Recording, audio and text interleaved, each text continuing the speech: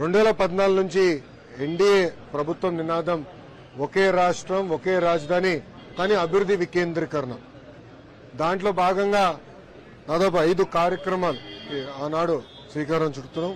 మొదటిది నక్కపల్లిలో bulk drug park కోసం శంకుస్థాపన చేస్తున్నాం.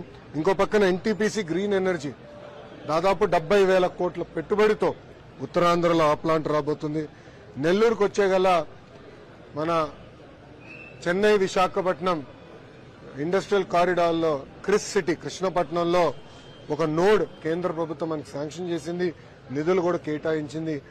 ఆ నోడ్ వల్ల అనేక పెట్టుబడులు వస్తాయి, లక్షలాది మందికి ఉద్యోగాలు కూడా కల్పించగలుగుతాం. సో ఆ నోడు కూడా శంకుస్థాపన చేస్తాం జరుగుతుంది.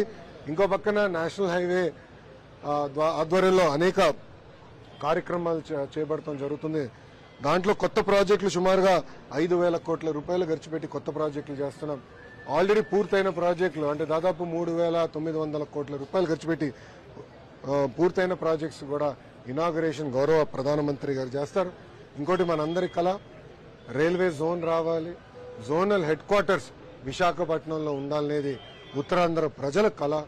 గత ప్రభుత్వం కనీసం భూమి కూడా కేటాయించలేదు, దానివల్ల జోన్ కూడా ఆలస్యమైంది. ఇప్పుడు భూమి మన ప్రభుత్వం కేటాయించింది. భవనాన్ని కోసం హెడ్ క్వార్టర్స్ ఏర్పాటు చేసేదానికి కూడా గౌరవ ప్రధానమంత్రి గారు శంకుస్థాపన చేస్తాం జరుగుతుంది.